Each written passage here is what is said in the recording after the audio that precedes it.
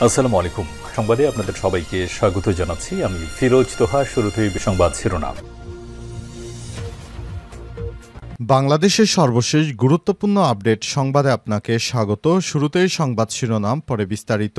প্রথমেই জানাবো, বিবিসি বাংলাকে দেয়া সাক্ষাৎকারে ওবায়দুল কাদের বললেন, আমি এখনো দলের সাধারণ সম্পাদক। আওয়ামী লীগ নেতা ওবায়দুল কাদের লম্বা সময় গা ঢাকা দিয়ে থাকার পর সম্প্রতি মুখ খুলেছেন। বিবিসি বাংলার সঙ্গে এক সাক্ষাৎকারে ওবায়দুল কাদের এখনো বাংলাদেশের কার্যত আওয়ামী লীগ নিষিদ্ধ আওয়ামী লীগের সাধারণ সম্পাদক থাকার কথা দাবি করেছেন। তিনি বর্তমানে প্রতিবেশী দেশ ভারতে পলাতক অবস্থায় রয়েছেন। শেখ হাসিনা পালিয়ে যাওয়ার পর দীর্ঘদিন দেশে আত্মগোপনে থাকার পর অবশেষে তিনি দেশ ছেড়ে ভারতে পালিয়েছেন। জানাবো, গাজায় ত্রাণের অপেক্ষায় থাকা ফিলিস্তিনিদের উপর গুলি, নিহত ২৭। গাজায় ত্রাণের অপেক্ষায় থাকা নিরীহ ফিলিস্তিনিদের উপর গুলি চালিয়েছে ইসরায়েল অবরুদ্ধ এই উপত্যকার রাফা গবরেটে গাজা হিউম্যানিটেরিয়ান ফাউন্ডেশন বা জিএইচএফ পরিচালিত একটি ত্রাণ কেন্দ্রে খাবারের অপেক্ষায় থাকা ফিলিস্তিনিদের উপর ইসরায়েলের হামলায় কমপক্ষে ২৭ জন নিহত হয়েছে। এরপর জানাবো, ট্রাম্পের সঙ্গে দ্বন্দ্ব, $34 বিলিয়ন হারালেন ইলন মাস্ক। মার্কিন প্রেসিডেন্ট ডোনাল্ড ট্রাম্প ও টেসলার কর্ণধার বিশ্বের শীর্ষ ধনী ইলন মাস্কের দ্বন্দ্ব এখন প্রকাশ্যে। এরই মধ্যে দুইজন জড়িয়েছেন তর্কে। আগে তারা ছিলেন বন্ধু, এখন তারা হয়েছেন শত্রু, যার প্রভাব পড়েছে শেয়ার বাজারে। ফলে দিন শেষে বিশ্বের শীর্ষ ধনকুবের ইলন মাস্কের ব্যক্তিগত মোট সম্পত্তি কমেছে $34 বিলিয়ন। বর্তমানে তার সম্পদের পরিমাণ $334 বিলিয়ন। এখনও তিনি বিশ্বের শীর্ষ ধনীর অবস্থানেই রয়েছেন। এদিকে সাবেক প্রেসিডেন্ট জো বাইডেনের বিরুদ্ধে তদন্তের নির্দেশ বর্তমান প্রেসিডেন্ট বাইডেনের। সাবেক মার্কিন প্রেসিডেন্ট জো বাইডেন এবং তার ঘনিষ্ঠ সহযোগীদের বিরুদ্ধে আনুষ্ঠানিক তদন্তের নির্দেশ দিয়েছে বর্তমান প্রেসিডেন্ট ডোনাল্ড ট্রাম্প। আজ এক সরকারি নির্দেশনার মাধ্যমে তদন্ত শুরুর নির্দেশ দেন তিনি। জানাবো, ভারতের কর্মকাণ্ডে পারমাণবিক সংঘাতের ঝুঁকি বাড়ছে বলছে বিলাল ভুট্টো। পাকিস্তানের সাবেক পররাষ্ট্রমন্ত্রী ও পিপলস পার্টির চেয়ারম্যান বিলাল ভুট্টো জারদারি সতর্ক করে বলেছেন, সাম্প্রতিক পাকিস্তানের সঙ্গে উত্তেজনার সময় ভারতের পারমাণবিক সক্ষমতা সম্পন্ন সুপারসনিক ক্ষেপণাস্ত্র ব্যবহার ভবিষ্যতের সংঘাত আরও বড় ঝুঁকি তৈরি করছে। প্রিয় দর্শক, এতক্ষণ শুনছিলেন সংবাদ শিরোনাম, এবারে বিস্তারিত। তবে তার আগে বন্ধুরা, অনুরোধ থাকবে এই সংবাদটিতে একটি লাইক দিন। এই চ্যানেলে আপনি নতুন হয়ে থাকলে আমাদের সংবাদটি দেখতে দেখতে চ্যানেলটি সাবস্ক্রাইব করে রাখুন। কমেন্ট করে বন্ধুরা আপনার মূল্যবান মতামত জানিয়ে দিন আপনি বিশ্বের কোন দেশ থেকে বা বাংলাদেশের কোন স্থান থেকে আমাদের সংবাদটি দেখছেন এবং শুনছেন। আর বন্ধুরা, গাজা যুদ্ধে আপনি যদি নিরীহ ফিলিস্তিনিদের ভালোবেসে থাকেন, কমেন্টে ইয়েস লিখে বিশ্ববাসীকে জানিয়ে দিন। সংবাদটি আপনার সোশ্যাল মিডিয়া ফেসবুকে শেয়ার করে বন্ধুদেরও দেখার সুযোগ করে দিন। এবারে বিস্তারিত। বিবিসি বাংলাকে দেয়া সাক্ষাৎকারে ওবায়দুল কাদের বললেন, আমি এখনো দলের সাধারণ সম্পাদক। আওয়ামী লীগ নেতা ওবায়দুল কাদের লম্বা সময় গা ঢাকা দিয়ে থাকার পর সম্প্রতি মুখ খুলেছেন। বিবিসি বাংলার সঙ্গে এক সাক্ষাৎকারে ওবায়দুল কাদের এখনো বাংলাদেশের কার্যত আওয়ামী লীগ নিষিদ্ধ আওয়ামী লীগের সাধারণ সম্পাদক থাকার কথা দাবি করেছেন। তিনি বর্তমানে প্রতিবেশী দেশ ভারতে পলাতক অবস্থায় রয়েছেন। শেখ হাসিনা পালিয়ে যাওয়ার পর দীর্ঘদিন দেশে আত্মগোপনে থাকার পর অবশেষে তিনি দেশ ছেড়ে ভারতে পালিয়েছেন। প্রতিবেশী দেশ ভারতের কলকাতায় বর্তমানে অবস্থান করছেন ওবায়দুল কাদের। সেখান থেকেই তিনি বিবিসি বাংলার সঙ্গে কথা বলেছেন। কাদের দাবি করেছেন, জুলাই গণঅভ্যুত্থানে আওয়ামী লীগের শাসনের পতনে ৩ মাস তিনি বাসা বদল করে আত্মগোপনে ছিলেন। বিশেষ করে তিনি ঢাকায় ছিলেন। শেষ পর্যন্ত গত বছরের নভেম্বর মাসে তিনি নিরাপদে দেশ ছেড়ে পালিয়ে গেছেন। ছাত্র জনতার সেই আন্দোলনে স্বাস্থ্য অধিদপ্তরের হিসাব অনুযায়ী ৮০০-র বেশি হত্যাকাণ্ড ও দমন-পীড়ন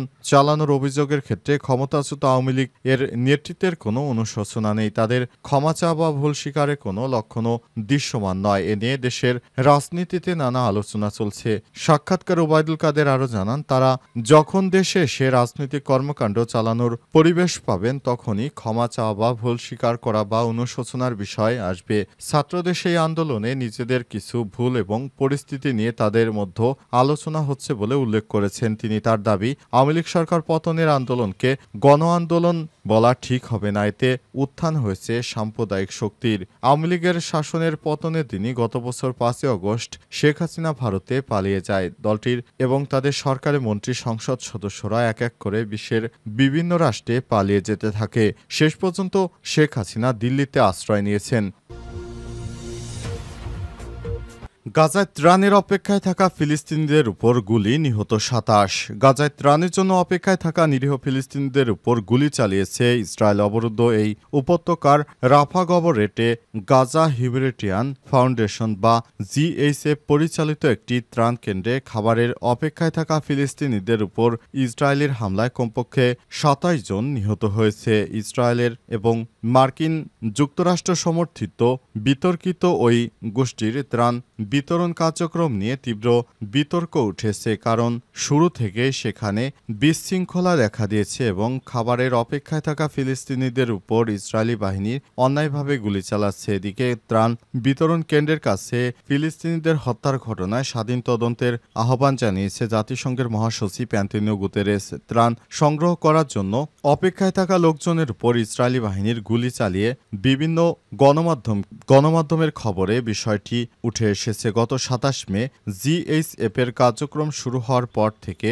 প্রতিদিনই ত্রাণ কেন্দ্রে খাবারের অপেক্ষায় থাকা লোকজনের উপর গুলি চালাচ্ছে দখলদার ইসরায়েলি বাহিনী। এ অবস্থায় নিরীহ ফিলিস্তিনিদের উপর ত্রাণ দেওয়ার কথা বলে তারা তাদেরকে ডেকে নিয়েও হত্যা করছে। এদিকে ইসরায়েলি সামরিক বাহিনী জানিয়েছে গাজার উত্তর অঞ্চলে জাবালিয়া এলাকায় তাদের ৩ সেনা সদস্য নিহত হয়েছে। গাজা স্বাস্থ্য মন্ত্রণালয়ের বরাত দিয়ে আল জাজিরার এক প্রতিবেদনে বলা হয়েছে, যেখানে সংঘাতের শুরু থেকে এখন পর্যন্ত ৫৪,৩৮১ জন নিরীহ ফিলিস্তিনি নিহত হয়েছে। এছাড়াও আহত হয়েছে আরও ১,২৪,০৫৪ জন। ট্রাম্পের সঙ্গে দ্বন্দ্ব, $৩৪ বিলিয়ন হারালেন ইলন মাস্ক। মার্কিন প্রেসিডেন্ট ডোনাল্ড ট্রাম্প ও টেসলার কর্ণধার ইলন মাস্কের দ্বন্দ্ব এখন প্রকাশ্যেরই মধ্যে দুইজন জড়িয়েছেন তর্কে, যার প্রভাব পড়েছে শেয়ার বাজারে। ফলে দিন শেষে বিশ্বের শীর্ষ ধনকুব ইলন মাস্কের ব্যক্তিগত মোট সম্পত্তি কমেছে $34 বিলিয়ন। ব্লুমবার্গের তথ্যমতে বিলিয়নিয়ার ইন্ডেক্স এমন তথ্য নিশ্চিত করেছে। মূলত টেসলা ও স্পেসএক্সের শেয়ার দর কমে যায় এমন পরিস্থিতি তৈরি হয়েছে। তবে তিনি এখনও বিশ্বের শীর্ষ ধনী রয়েছেন। তার মোট সম্পত্তির পরিমাণ এখন দাঁড়িয়েছে $৩34 বিলিয়ন। বৃহস্পতিবার টেসলা শেয়ারের দাম 14% কমে গেছে, যার ফলে ইলন মাস্কের ইলেকট্রিক গাড়ি নির্মাতা কোম্পানির বাজার মূল্য থেকে একদিনেই মুছে গেছে $150 বিলিয়ন বেশি। তথ্য বিশ্লেষক প্রতিষ্ঠান ফ্যাক্ট সেটের মতে এটি টেসলার ইতিহাসে একদিনের বাজার মূল্য সর্ববৃহৎ পতন, যা এখন পর্যন্ত যে কোনো কোম্পানির জন্য সবচেয়ে বড় একদিনের বাজার মূল্য হারানোর রেকর্ড। ট্রাম্প ওভাল অফিস থেকে টেসলার সিইও ইলন মাস্কের প্রকাশ্যে সমালোচনা করেছেন। এর কয়েক ঘন্টার মধ্যেই সম্পর্কের অবনতি ঘটে, যেখানে বিশ্বের সবচেয়ে ক্ষমতাধর ও ধনী ব্যক্তি একে অপরের বিরুদ্ধে বিষোদ্গার করেছেন। এক্ষেত্রে ট্রাম্প ব্যবহার করেন নিজের সামাজিক যোগাযোগ মাধ্যম ট্রুথ সোশ্যাল এবং মাস্ক ব্যবহার করেছেন টুইটার। এই দ্বন্দ্বের সূচনা হয়েছে কয়েকদিন আগেই, যখন মাস্ক ট্রাম্পের প্রস্তাবিত কর ছাড় ব্যয় ও বিলের বিরোধিতা করে। মাস্ক দাবি করে বিলটি যুক্তরাষ্ট্রের জাতীয় ঋণকে $36.2 ট্রিলিয়ন পৌঁছাতে বাধ্য করবে। এরপরই তাদের দুইজনের মধ্যে এই ধরনের সমস্যা তৈরি হয়েছে। জো বাইডেনের বিরুদ্ধে তদন্তের নির্দেশ ট্রাম্পের। এবার সাবেক মার্কিন প্রেসিডেন্ট জো বাইডেন এবং তার ঘনিষ্ঠ সহযোগীদের বিরুদ্ধে আনুষ্ঠানিক তদন্তের নির্দেশ দিয়েছে বর্তমান প্রেসিডেন্ট ডোনাল্ড ট্রাম্প। আজ এক সরকারি নির্দেশনার মাধ্যমে তদন্ত শুরু করেন তিনি। ট্রাম্প দাবি করেছেন, বাইডেন প্রেসিডেন্ট হিসেবে দায়িত্ব পালনের সময় মানসিকভাবে অক্ষম ছিলেন, অথচ তার ইচ্ছাকৃতভাবে গোপন রাখা হয়েছিল সব কথা, এমনকি বিভিন্ন নীতিগত সিদ্ধান্তের বাইরে আদৌ যুক্ত ছিলেন কিনা তা নিয়েও প্রশ্ন তুলেছেন ট্রাম্প। তিনি আর বলেছেন, এই ঘটনার পেছনে প্রকৃত সিদ্ধান্তদাতাদের চিহ্নিত করতে হবে। প্রেসিডেন্ট, আইন উপদেষ্টা, অ্যাটর্নি জেনারেল এবং অন্যান্য মন্ত্রণালয়ের মধ্যে ঘনিষ্ঠভাবে কাজ করার নির্দেশনা দেওয়া হয়েছে। ট্রাম্পের অভিযোগ, বাইডেন অনেক সময় নথিপত্রে নিজ হাতের স্বাক্ষর না করে অটোপেন নামক একটি যান্ত্রিক কলম ব্যবহার করতেন, যা বৈধতার প্রশ্ন তুলেছে ট্রাম্প। তার দাবি অনুযায়ী এই প্রযুক্তি ব্যবহার করে স্বাক্ষর করা নির্বাহী আদেশগুলো অবৈধ বলে বিবেচিত হওয়া উচিত। তিনি আর বলেছেন, যুক্তরাষ্ট্রের জনগণ জানতেন কারা প্রকৃত রাষ্ট্র চালাচ্ছিলেন। বাইডেনের মানসিক অবস্থা নিয়ে ট্রাম্প দীর্ঘদিন ধরেই প্রশ্ন তুলে আসছিলেন। 2024 সালে প্রেসিডেন্ট নির্বাচনের সময় ট্রাম্প তাকে মানসিকভাবে অযোগ্য বলে দাবি করেন এবং বলেন বাইডেন কেবলমাত্র নামমাত্র প্রেসিডেন্ট ছিলেন, বাস্তবে অন্যরা প্রশাসনের মূল সিদ্ধান্ত নিতেন। তিনি অভিযোগ করে বলেছেন বাইডেনের আশপাশে লোকজন তার শারীরিক ও মানসিক সমস্যা সম্পর্কে জেনেও তা গোপন রেখেছিল। সম্প্রতি প্রকাশিত একটি বইতেও উঠে এসেছে বাইডেনের স্মৃতিশক্তি ও মনোযোগের দুর্বলতার কথা। বইটিতে উল্লেখ করা হয়েছে কখনো কখনো বাইডেন এমনই ঘনিষ্ঠ পরিচিতদেরও চিনতে পারতেন না। একটি ঘটনায় বলা হয়েছে তিনি অভিনেতা এবং ডেমোক্রেট দলের বিশিষ্ট সমর্থক জর্জ কুলিনিসেকেরকে চিনতে ভুল করেছিলেন।